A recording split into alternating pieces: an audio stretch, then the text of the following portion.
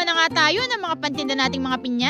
Alok at nanghuli na nga rin ako ng mga hitong lilinisin natin at atin na nga rin iihaw. Gumawa at nag-blender na nga rin tayo ng fresh pineapple juice tsaka dragon fruit juice.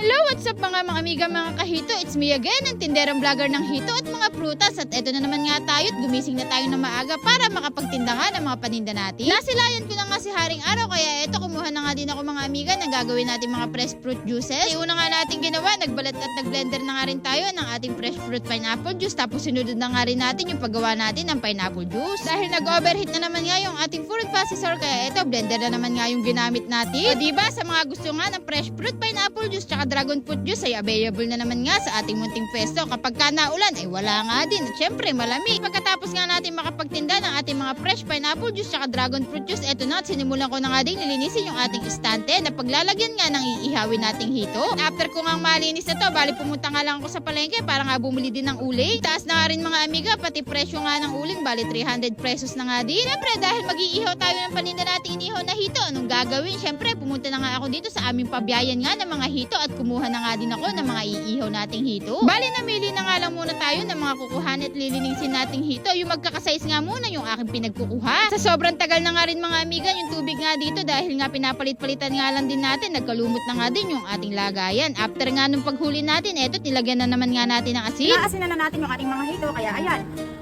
Hindi na sila nagalaw. Ay, nagalaw po pala. Buhay pa pala sila guys. Madali na lang natin maalis yung lansa niya.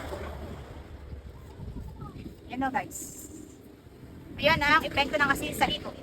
Pero buhay pa yan at nagalaw. Natusok ka na ito, mapasabi ka na, aray ka.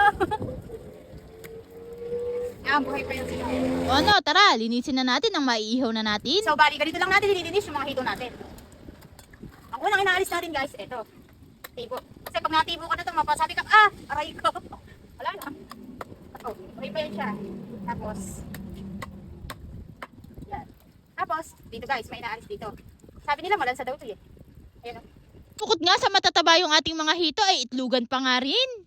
At sa mga bagong taga-suporta nga natin at nagtatanong kung paano ko nga daw nililinis yung ating mga hitong iniihaw, eto nga mga amiga, ganito nga yung proseso ko. At meron na nga din tayo mga videos dyan, panoorin nyo na lang po yung mga tips at ideas natin kung paano tayo makapaglinis ng malinis na hito. Kung walang nahahawakang lansa at naamoy na lansa, tignan nyo naman mga amiga yung ganong katibay nga yung buhay ng hito. Ayan, nawala nang bituka, nalangoy-langoy pa nga rin. Bali, hinugasan nga lang natin mabuti yan hanggang sa luminaw yung tubig, inasin tsaka sinuka para alis ka talaga yung lansa at tsaka natin itunuhog at i-start na nga natin na makapag-ihaw. So, bali, inutusan na nga lang din natin si Kuyang na makapagpabaga na, kaya nung nakatapos nga tayo maglinis, eto nga mga amiga, ay may baga na nga din yung uling. Tapos eto nga mga amiga, yung pampalasang nilalagay natin, asin-asin lang at hinihimas-himas nga lang din natin. Pati nga yung itlogan ng hito ay nilagyan nga natin ng asin para nga pag kinain ay may lasa at maalat nga. Ito ang tips ko sa inyo kung paano nga mag-iihaw ng hito mga amiga. Kapag ka nga sinalang nyo, syempre mag-set kayo ng time kung 5 minutes o 10 minutes bago mo siya ibili. Mararamdaman nyo naman kasi mga amiga yan kung bilingin na, kasi may maaamoy kayo na konti-konting nasusunog. Sa abot ang biling baliktad nyo, kaya ayun, kaya dun nga mga amiga, nalulusak nga yung mga isda. Tapos kailangan yung pantay nga yung baga nyo sa pagkakaihaw para pantay yung pagkakaluto, buntot hanggang ulo. Yan, na tayong mga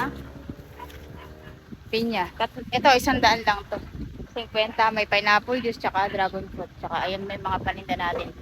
Kunti na lang, tapos kukuha ulit tayo. Let's go! Panibagong araw, panibagong pagkuha na naman ng mga paninda. So, ayan. Mag-isa lang tayong kukuha ngayon ng mga paninda natin. Wala akong driver, ako ng driver, ako ang pahinante, ako lahat kasi wala si Bombay. Umuwi ng Piedera. Kaya ayun, ako muna mag-isa ngayon. So bali po muna tayo ng Hacienda sa San Luis. Kukuha tayo ng paninda natin pakwa. Ay, pinya pala kasi kukuha tayo. Hindi deliver. Update ko kayo mamaya at ako muna ay magdadrive muna. Magdadrive muna tayo guys. Para kailangan mag-focus tayo sa kalsada. Keep safe guys. Update ko kayo mamaya.